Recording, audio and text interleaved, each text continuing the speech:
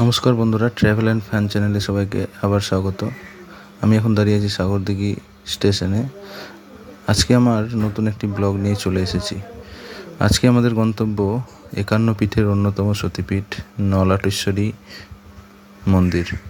এর আগেও নলাটেশ্বরী মন্দির নিয়ে ছোট্ট একটি ভিডিও বানিয়েছিলাম। আবারও মায়ের টানে চলেছি নলাটেশ্বরী মন্দির। তাই নলাটেশ্বরী মন্দির সম্পর্কে কিছু তথ্য আপনাদের সামনে আজকে তুলে ধরবো। দেখতেই পাচ্ছেন আমরা সাগরদিঘি স্টেশনে দাঁড়িয়েছি এবং স্টেশনটি কত সুন্দরভাবে গড়ে তোলা হয়েছে। এটি আজিমগঞ্জ রামপুরহাট রুটের মধ্যে পড়বে। সাগরদিঘি একটি বর্তমানে অন্যতম সুন্দর একটি জায়গা এবং স্টেশনটিও আরও সুন্দরভাবে গড়ে তোলা হয়েছে। তো আমরা বর্তমানে চলেছি খোলা মাঠ, চারিদিকে শুধু মাঠ, সব সবুজে ঘেরা মাঠের মধ্যে দিয়ে নলাটেশ্বরী মন্দিরের উদ্দেশ্যে। আজিমগঞ্জ থেকে নলাটি যেতে গেলে আপনাকে সময় লাগবে প্রায় 1 ঘন্টা, আর সাগরদিঘি থেকে নলাটি যেতে গেলে লাগবে 30 থেকে 35 মিনিট। তো আমরা এখন দাঁড়িয়ে আছি নলাটেশ্বর মন্দিরের মেন স্টেশন অর্থাৎ নলাটি স্টেশনে। এখান থেকে টোটোতে 10 থেকে 15 টাকা ভাড়া দিয়ে আপনি অনায়াসেই নলাটেশ্বরী মন্দিরে চলে যেতে পারবেন। আমরা এখন দাঁড়িয়ে আছি নলাটি স্টেশনে। এখান থেকে নলাটেশ্বরী মন্দিরের রাস্তা অতি অল্প, অর্থাৎ 10 থেকে 15 মিনিটের মধ্যেই আমরা নলাটেশ্বরী মন্দিরে পৌঁছে যাব। এখান থেকে আপনাকে টোটোতে করে মিনিট 10-এর রাস্তা টোটোয় যেতে হবে, তারপরেই আপনি চলে যাবেন নলাটেশ্বরী মন্দিরে। কোনো ঘোড়া রাস্তা নয়, একদম সহজ সরল সোজা রাস্তা। এই রাস্তা দিয়ে আপনি নলাটেশ্বরী মন্দিরে পৌঁছে। আমরা এখন দাঁড়িয়ে আছি নলাটেশ্বরী মন্দিরের সামনে। 51 পীঠের অন্যতম সতীপীঠ হলো নলাটেশ্বরী মন্দির। কথিত আছে মায়ের নলাট বা গলার নল এখানে পড়েছিল, তাই এর নাম নলাটেশ্বরী মন্দির।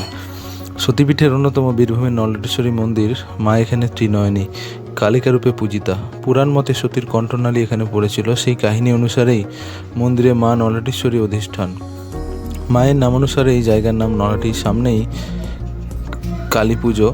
ইতিমধ্যে কম বেশি শুরু হয়ে গিয়েছে পুজোর প্রস্তুতি। তবে এই মন্দিরে আপনি যে কোনো সময় এসে মায়ের দর্শন করতে পারেন এবং পুজো দিতে পারেন। বীরভূমের নলাটি অঞ্চলের একটি ছোট্ট টিলার উপরে গড়ে উঠেছে মা নলাটেশ্বরী মন্দির।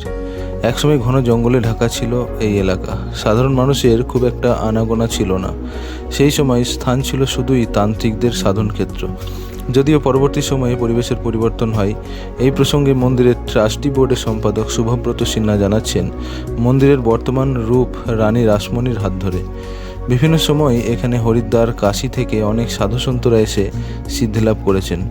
তাদের মধ্যে অন্যতম কুশলানন্দ ব্রহ্মচারী। এমনকি গুজরাটের জয়াম্বে মন্দির থেকেও পুরোহিতরা এখানে এসে পুজো পদ্ধতি শিখে গিয়েছেন। বর্তমানে সেই জয়াম্বে মন্দিরের প্রতিকৃতি রয়েছে নলাটেশ্বরী মন্দিরে। শুভব্রতবাবু আরও জানাচ্ছেন, মা এখানে আমিষাসী। বছরে 365 দিনই এখানে মাকে অন্নভোগ দেওয়া হয়। তবে শুধুমাত্র কালী পুজোর দিনই মায়ের ভোগ হয় রাত্রে। এছাড়াও এখানে বলি প্রথা এখনও চালু রয়েছে বলেও জানা যায়। প্রথা মেনে দুর্গাপুজোর নবমী এবং কালী পুজোর দিন নিশ্চিতভাবে বলি হয় মন্দিরে। নলাটেশ্বরী মন্দিরে আবার আসতে পেরে নিজেদের সৌভাগ্যবান মনে হয়। আপনারাও ইচ্ছে করলে নলাটেশ্বরী মন্দির ঘুরে যেতে পারেন। রামপুরহাট থেকে 40 মিনিটের রাস্তা, আজিমগঞ্জ থেকে 1 ঘন্টার রাস্তা। অতি সহজেই আপনারা ট্রেন যাত্রা করে বা ট্রেনে এই মন্দিরে চলে আসতে পারেন। এই মন্দিরেই আপনাদের ভোগের ব্যবস্থাও রয়েছে, অর্থাৎ ভোগের কোনো বা খাওয়া দাওয়ার কোনো সমস্যা হবে না। মায়ের ভোগ নিয়ে আপনারা অনায়াসেই সারাদিন কাটিয়ে দিতে পারবেন। তাছাড়াও এখানে রয়েছে সুলভে থাকার ব্যবস্থাও। আর মন্দিরের কথা আর নতুন করে বলার নেই, আপনারা দেখতেই পাচ্ছেন ভিডিওতে মন্দিরটি কত সুন্দরভাবে গড়ে তোলা হয়েছে। অর্থাৎ এই নলাটেশ্বরী মন্দিরটির বর্তমান যে রূপ, সেই রূপটি সত্যি অপরূপ সুন্দরভাবে সাজানো হচ্ছে এবং এই সাজানোর কাজ বর্তমানে এখনও চলছে। মন্দিরটিকে আরও সুন্দর রূপ দান করা হচ্ছে, যা সত্যি সকলকে আকর্ষিত করবে। আজকের এই ছোট্ট ব্লগটি এই পর্যন্তই। ভিডিওটি আপনাদের কেমন লাগলো অবশ্যই কমেন্টে জানাবেন। আর আমার কাছ থেকে আর কী ধরনের ভিডিও আপনারা দেখতে চান সেটিও অবশ্যই কমেন্টে জানাবেন। জানতে পারলে আমিও নতুন কোনো ভিডিও বা নতুন কোনো বিষয় নিয়ে আপনাদের সামনে তা উপস্থাপিত করতে পারবো। সবাই সুস্থ থাকবেন এবং ভালো থাকবেন, এবং আশা করব আপনারাও আমার মতো এই মন্দিরে ঘুরে গিয়ে নিজের মনের যে অপূর্ণতা, সেই অপূর্ণতাকে কাটিয়ে মায়ের কাছে নিজের চাওয়া বা পাওয়াগুলি জানিয়ে যাবেন। ধন্যবাদ।